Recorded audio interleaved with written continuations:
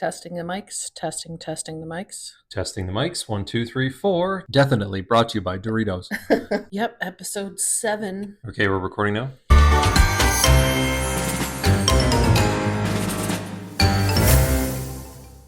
Welcome and thank you for being here for this episode of Deathinitely, the show that takes death seriously so you don't have to. I'm your host, Allison Danger, your internet death daddy, your carry-on courier, your varsity death virtuoso, who's on a quest to learn everything about death and pass that knowledge along to you. As the pallbearer of the death papers, the lady who puts the ass in class. Today's episode, we're talking about necrobiology, or the biology of death and decomposition. And with me, as always, is producer-editor Jordan. Hi. You know what's really cool, Allison? What's that? Right before we start with all your socials and subscriptions and all that stuff. Yeah. I'm very excited because this is the first podcast where we're using our new mic stands. Oh, yeah, they look great. And I know that there's going to be some photos probably on your social media at, you'll tell everyone about what the social media is. If you like what you hear on Deathinitely and want to know more, check out the show notes for all the social connections and things like citations and links and other internet word noise. You can find us on Instagram at DEATHinitlyPod. That's the best way to get us. They're Wham Stand. These are Wham Stand mics, and they're super cool. That's WHAM stands. Why don't you spell stand? I don't know, because people know how to spell stand. People know how to spell wham? Well, I guess they would not. Just in case. Okay. I apologize for interrupting. Shout out to Wham Stands for these awesome microphones. It's so awesome. Jordan's filming me and filming me and filming me. It's an inception of death filming. It's a lot. It's a deathception. Are you gonna read the trigger warning? I will. Definitely is a show that talks about death. This is an episode that describes different kinds of decomposition and can be graphic in its description at times. Please listen with care. Allison, there is all sorts, like types of death. All sorts, like the candies? I guess if you want to talk about death being a candy? No. That's weird? No. I'm not ready for that metaphor. I'm not prepared. Okay, the sweet release of death. Anyway, clinical death versus cellular death versus brain death. What does that all mean? For an examination of what death is exactly, we need to define our parameters. Good science starts by defining your terms. Sounds so sexy, right? In short, how do we define death? Can we define death without first defining its opposite, life? Are we speaking of life physically, as in a living body or an organism? Are we speaking about the metaphysical, a consciousness, or, for our purposes here, a soul? Are the body and the soul separate entities? What is a soul? Do souls exist? Is the soul the same as a consciousness? Or does a soul imply divine energy in life? Can an atheist have a soul? And we're officially so far down the rabbit hole that we are buried double deep in the local cemetery. Without going too far into the deep dark abyss of cellular biology, for the podcast purposes today, there are 3 kinds of death: brain death, clinical death, and cellular death. For the most part, these different types of death were defined for legal and medical reasons, not philosophical ones in modern North America. Allison, that's really funny because at the top of this segment that we just started, I had asked you, types of death. All I had to do was wait. Just keep waiting. Just be patient, Jordan. All here. Eventually you'll get to it. I'll tell you. Organ donation, death pronouncement, and eventual procurement of the deceased remains by a funeral provider, and that pesky part about not being deemed a murderer. Murderer? I didn't murder her. You must have. Holy. Okay, let's try that again. And that pesky part about not being deemed a murderer when taking people off life support are some of the many situations where the moment of death gets more difficult to quantify or pinpoint with any exactness. Side note. Stay with me for the biology lesson. There's a reason we need to understand these differences. So what's brain death then? Brain death is when the brain is no longer functional, with no hope of recovery. That's an important part. But a person can and has lived on life support for years while being brain dead. Clinical death is when a person is pronounced death. It's more for legal reasons to allow the cessation of care or withdrawal of life support. Clinical death is pronounced by a doctor in most cases, and they're the ones with the medical knowledge to do so. You can't just show up at a person's house when somebody thinks that they've died. You have to have a doctor come in and make that medical call. So I was ready to come at you with a joke when you said, oh, clinical death is pronounced by a doctor in most cases. And then I was going to say, yeah, when they stop breathing. Yeah, but you don't know. That's because I waited, and then you kind of just, wore down my joke. And so it was kind of pointless. Well, I still got to tell it. I'm sorry I ruined your joke, but my joke is just because they go, ugh, doesn't mean they're not going to go, ugh? And I'm not qualified to tell people that. Well, according to what I just learned, yeah. a doctor, in most cases, pronounce people dead. Nurse practitioners sometimes, EMS by proxy, but it all has to go through a doctor. They're the only people that are qualified to fill out that form to say, yes, that person has taken their last breath. Okay. Yeah. Cellular death, on the other hand, is when there's death at the cellular level, as the name would make you think. This can take place in a living or a dead organism. But hold on, there's so much more. With the advent of resuscitative medicine and technologies like life support systems, as well as having quantifiable ways to access things like the brain, heart, and lung activity, brain scans, electrocardiograms, blood oxygen level monitors, they're all non-invasive ways to help us define the moment of death, or something that a modern physician would use. Vastly more complex than it was in the age of Socrates and ancient philosophers. There's just so much more data available to a medical clinician than there was to an ancient philosopher. Brain death and clinical death are a little more hand-holdy than cellular death, the wallflower at the death dance party. Brain death and clinical death dance together in the triangle of life. Think of this triangle as the brain, heart, and lungs, each at a point in the triangle. If any one point fails, the others will too. If you can't get oxygen to your brain because there's a malady in brain function, circulatory function, or respiratory function, the whole system fails. If the system fails, soon the organism fails as well. Science says at some point during this failure, you die, but they don't say when. For today's discussion purposes, we've also included the outlier cellular death like necrosis, the death of tissues due to infections, toxins, injury, trauma, or lack of oxygen for a sustained period of time. Cellular death, though, can occur in both living and dead organisms. Side note, cellular death is a good thing for living organisms. We aren't tasked with carrying around a massive dead weight, literally, of dead cells. To give you an idea, an adult human loses about 1 million cells per second, which amounts to about 1.2 kilograms a day of dead cells. But this is a homeostatic maintenance, and autolysis keeps our body in a state of harmony and balance. Are you going to explain the dead thing? Cellular death in dead organisms? Because I want to ask or make a joke about it, but I don't. I want to make sure that you explain it later on.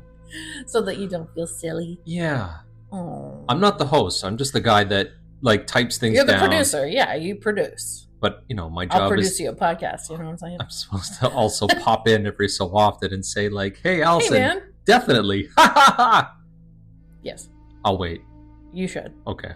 Necrosis or dead tissue can be found on living and dead organisms. Think of a mountain climber getting trapped in an avalanche and getting a full thickness frostbite on their toes. The toes turn black and over time they have to be removed. Ta-da, necrosis on a living organism. Mountain climbers aside, the cellular death we're focused on is decomposition, happening after brain and clinical death. The necrotic, or dead cells en masse, tissue breaks down in either a dry or a moist, so gross, way, depending on the environment. Think about when you immediately pass away, the systems of your body have failed in a way that they aren't going to come back. You are gone, you are dead. But the cells in your body haven't stopped working, they haven't broken down yet. And that happens during the process of decomposition. So they happen at different times. Okay. And it all is environmentally dependent. Of course. Yeah. I've seen CSI.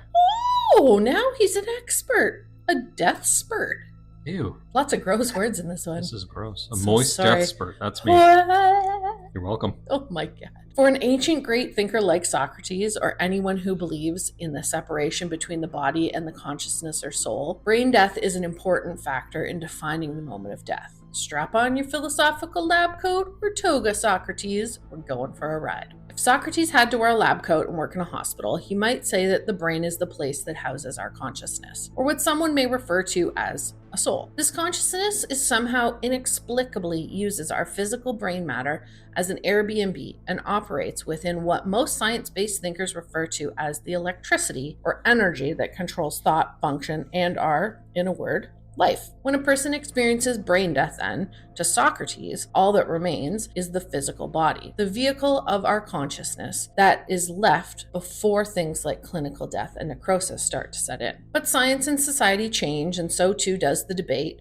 Hence so many different legal medical parameters for the term death, about what happens during the witching hour between brain death and clinical or cellular death. Back in periods around the 19th century, when technology like a modern hospital didn't exist, it was uncommon, but it did happen that somebody could be buried alive. Without sure and certain indicators of death, like decapitation or active decomposition, medical practitioners were a slave to their skill set. They were crappy doctors, they weren't great at pronouncing people dead. Scratches found inside disinterred coffins were indicative of this. The claustrophobic's nightmare. It's as you said that His sentence, eyes were going wide. You looked over at me and you said, the claustrophobic's nightmare. Now, I'm this podcast isn't a therapy session, but I'm not claustrophobic. You don't like it, though. I don't like being locked in places. Right. I don't think that that's claustrophobia because It's kind of the definition, but okay. No, but because tight areas, I just don't like. Oh, hold on. Oh, I'm eating Doritos and I just choked on a Dorito. Which is not his fear. I'm sorry. Choking on Dorito dust is not a fear. Definitely brought to you by Doritos. It's an irrational fear, but being buried alive in a coffin is absolutely terrifying to me. Terrifying. Allison's staring at me like, terrifying, Allison. He's hijacked this whole thing now, and he's just real far down the scare hole. Now let's talk about the time I got stuck in an elevator. Never mind. Welcome to the scare hole. That's the name of our next podcast. Ew. Where we show you holes and you have to guess. You have to get scared of them. Fear this hole. That sounds real dirty. Next on DEATHinitely. Anywho. And we're canceled. Already. But this was the time of grave robbing and sacking was at its peak.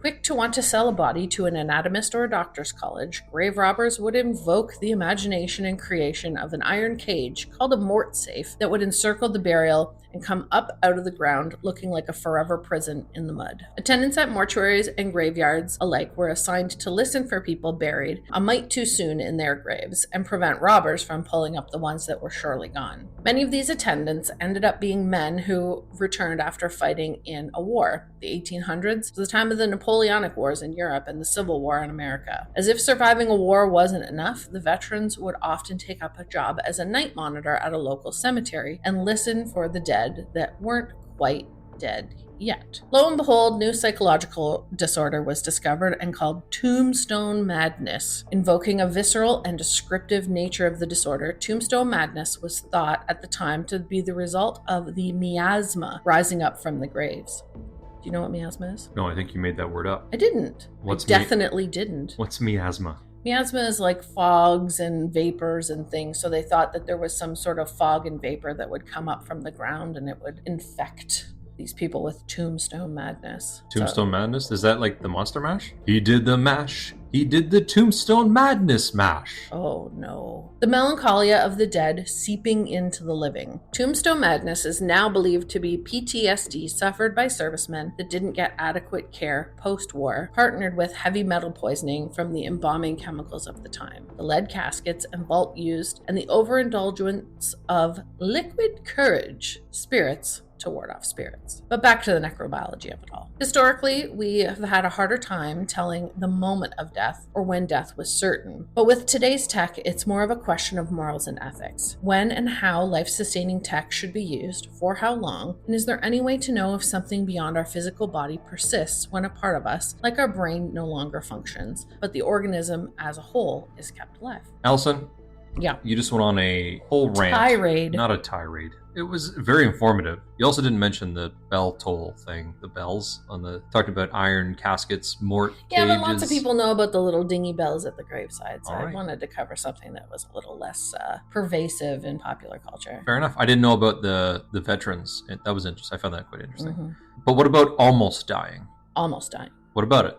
In countless instances of near-death experience, or NDEs as they're referred to, across countries and cultures, there are accounts of metaphysical experiences during this time between living and dying. Time is distorted, but people report being woefully aware that they are dead and being beckoned towards a place or a plane of perception that is only now accessible to them. That bright light that beckons them to follow it. In the case of near-death experiences, a person's existence is then pulled back to the body and reunited with its physical self, as they and others who have had NDE continue to report. NDEs and other phenomena that do not fit the current scientific mold or method are examined through the inverse, or inductive reasoning process. This method allows us to take phenomena that we know through anecdotal evidence, stories from people it's happened to, and work backwards towards possible causalities instead of taking cases and predicting outcomes. Allison. Yeah. I'll stop you again. And I want to ask you a question. Okay. And I'm hoping it doesn't come up.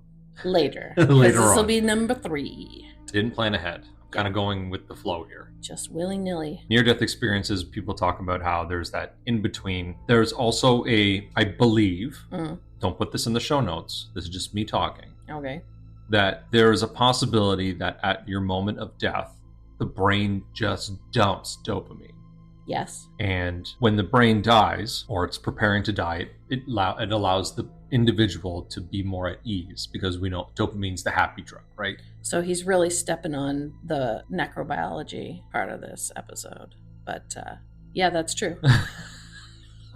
I should have vetted this episode. Continue, Allison. Other instances that don't fit the deductive reasoning model, that there is massive amounts of reports of our reincarnation. Evidence in children who remember previous lives and linked consciousness between twins. Do the occurrences of these events mean that there is more to consciousness than a current cursory understanding of it? High science, like the study of quantum mechanics, uses the method of inductive reasoning. Could we imply that consciousness exists in a quantum space, like a form of dark matter that's beyond our current understanding of the universe? If we want that answer, we need to put some of our top minds from the study of quantum science on the study of what it means to be alive.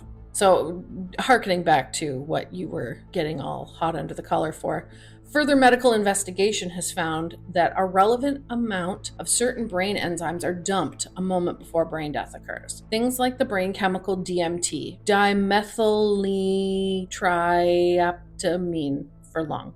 We're going to call it DMT, have been reported to be dumped into the brain in the moments just before death, causing psychedelic effects and hallucinations of hearing colors and tasting sounds. DMT is also the active ingredient in the hallucinogenic ayahuasca. Wait a second. So I said dopamine. Yeah, it's DMT.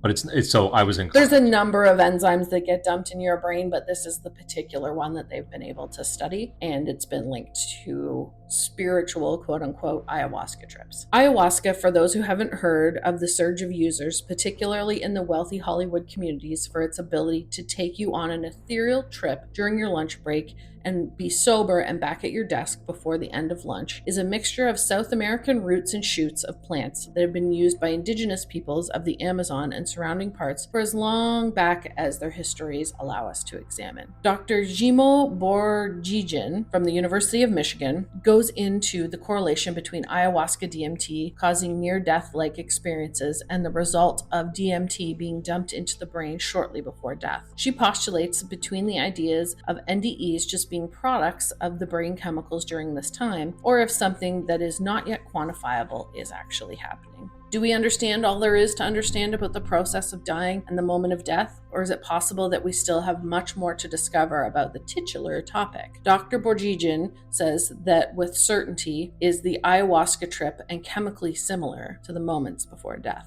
That is frightening to me. It probably feels good. Think so? Well, people wouldn't go and take ayahuasca if it felt bad. I guess it's because ayahuasca is used to, from what I understand, open ayahuasca, your mind. it's used to broaden like one's any person. hallucinogen. Yeah. But there's a specific purpose because of all the other podcasts. I do listen to other podcasts. Of all the other podcasts I've listened to. I'm only on one.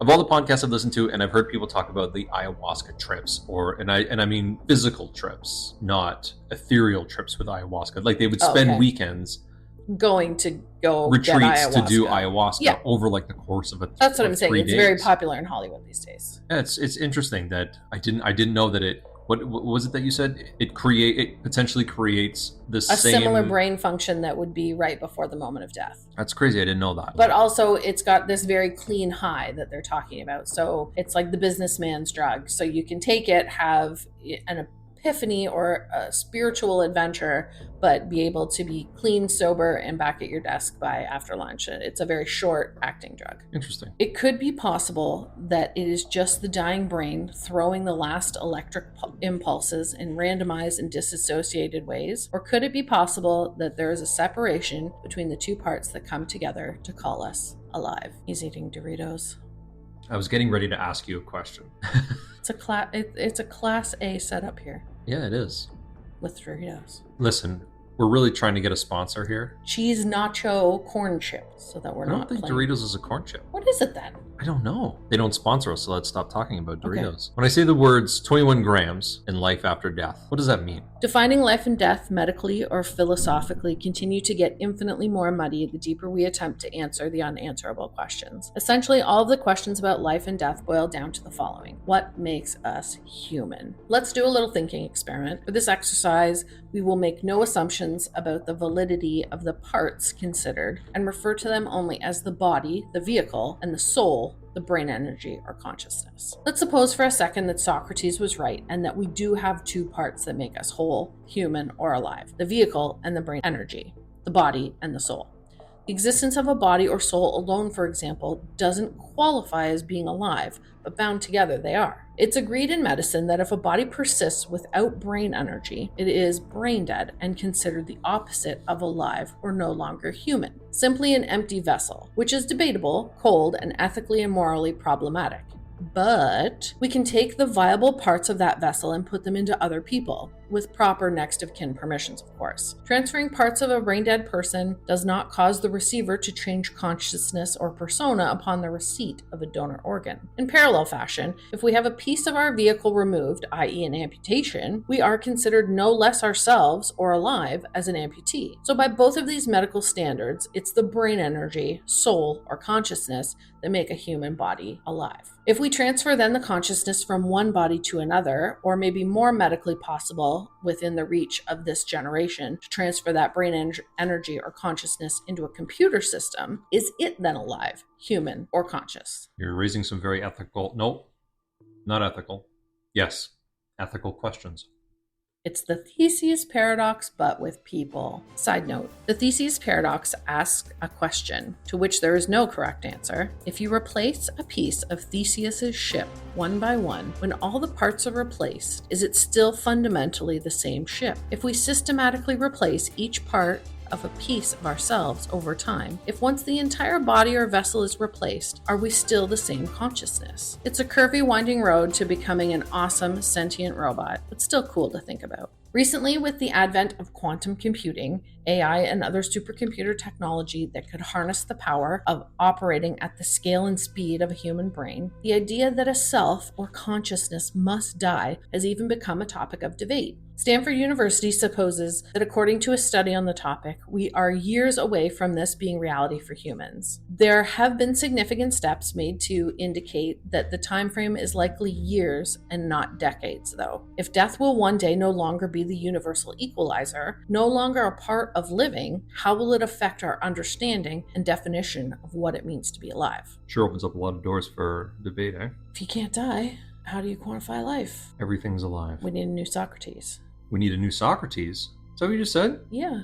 Figure it all out. Lay it all out straight for us. Take this bag of snakes and lay it all straight. Dan Aykroyd is the new Socrates. There we go. Will this be the opportunity for the coalition between healthcare and death care to part ways or grow closer than ever? Will the idea that death is not inevitable bring to the forefront of a conversation of death and dying? Or will it only stand to exacerbate the tides of the taboo nature of death in the West? If the idea of the self, consciousness, or soul becomes independent from the vessel we call a body, what does that mean for the body? I can tell you that my back and knees hurt after a day in medical grade Crocs on hard floors. And if a body becomes a simple vessel for the self, not part of this special pairing of body and soul, how does it differ from how we view deceased remains, or what we now understand to be a dead body? Does the embalming suite become a medical grade mechanic shop, or continue to be a revered place of ultimate care? Many people find great comfort in the idea that someone's self is no longer present in deceased remains. Side note, in Canada, transportation laws state that deceased people are considered human remains and, as such, are treated as cargo. A traveling deceased will occupy the cargo hold of your vacation-bound flight, not the seat next to you. You can't take the carpool lane when transporting a deceased to the funeral home because they don't qualify as a second person in the vehicle. There's also the notorious and often miscited craptacular science that was conducted by one Dr. Duncan McDougall. Dr. Duncan McDougall. Love D's. It is. It's heavy. His theory was that if a human soul exists, it must be matter, and that all matter has mass, even minute matter. He supposed that if he could capture the tiny weight change that happened at the exact time a person expired, he would have quantitative proof of the existence of a soul, or human consciousness. He conducted a small study with less than stellar equipment to try out his hypothesis in the early 1900s, and he published a paper on his findings. It's where the idea that a soul weighs 21 grams. A large concern about the McDougall weight of a soul study is that it can confirm, well, anything you want it to. It lends itself very well to confirmation bias. Side note, confirmation bias is when someone looks at only the parts of science that prove their point, while excluding or deleting findings that do not fit neatly with their thesis. McDougall's study has the prestige of being rife with confirmation bias for both sides of the argument of whether a soul or consciousness is a tangible thing. Soul existence deniers would say that McDougall's methods were bad science. The sample size was too small, the mechanics were untested, there was no peer review, etc., thus providing the soul doesn't exist. Those who believe in a soul see parts of this study giving scientific credit to something we don't yet fully understand. The fact that 2 of the 6 people showed a marked decrease in weight at the moment of death that could not be accounted for in any other way as confirmation that the soul does exist and it has a measurable weight. Hinky science and soul belief aside, Dr. Duncan McDougall is still known now as the doctor who tried to find the weight of a human soul. Ultimately, the necrobiology of it all asks more questions than it gives answers to, but it does help us to challenge our perception of death and gives us resolve and comfort in our understanding of it from a biological perspective. Asking ourselves questions about how we define the biological moment of death means also asking ourselves what it means to be alive. To know and understand death intimately would mean that you would need to have the same relationship with living. If you'd like to know more on this topic, I suggest you read Bruce Grayson's Alive. It's about near-death experiences, and he's also featured in a Netflix show, and I can't remember the name, so I'm going to have to put it in the show notes. The other book that you should read about this kind of stuff, it's called To Be a Machine. It's by Mark O'Connell, and it's on the focus of transhumanism, which is the study and idea that human consciousness can be transferred into different types of technology, from cryonics to downloading your brain into a computer or becoming a robot. What I'm reading this week is I'm working on a young adult fiction novel called Scythe. It's the first book in a 3-part series that takes place in a world where natural death no longer occurs. To keep global population from overcrowding, people are appointed to be scythes to kill people according to the regulations of this world. The academic read I've dug into is Exploring the Philosophy of Death and Dying, compiled by Michael Cholby and Travis Timmerman, asking a list of questions about defining and discussing death and dying. This compilation of works from experts across many fields is curated an easy access portal for so much of what I find the most interesting about the field of death study. What are you working on this week, Jordan? Usually I talk about or plug my YouTube show, By the Wayside, which you could find at waysideshow.com. Hey, Definitely was on that show. You did make an appearance, and it was super fun. We had a really good time, and I've heard lots of positive feedback about your guest spot on the show. Amazing. But one of the first episodes of Deathinitely, you had said, this is what I'm reading, and it was called On a Pale Horse. Yeah. I decided to read this book, and that's written by Piers Anthony. I looked it up here on the computer here so that I would know. So that he can sound like he's prepared. So I know that.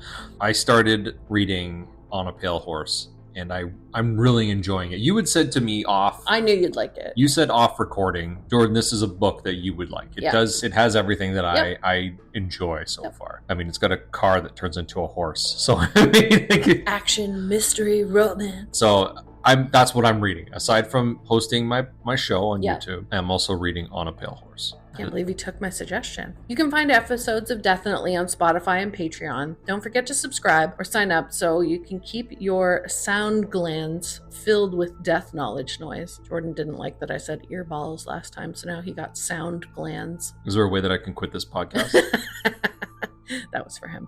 A big thank you to all of our listeners today. Deathinitely wants to take death seriously so you don't have to. Creating a safe and inclusive space that tackles the mundane, profound, and crazy parts of death that you don't feel like asking about anywhere else. Listen, participate, comment, love, learn. I'm happy you're here. Our next 2 episodes are spooky season spectaculars, covering what it means to live when your body has expired, i.e. ghosts, and the anthropological study of everyone's favorite monster, the vampire. Deathinitely is an independent show that is recorded on the ancestral homes of several Mississauga and Chippewas First Nations.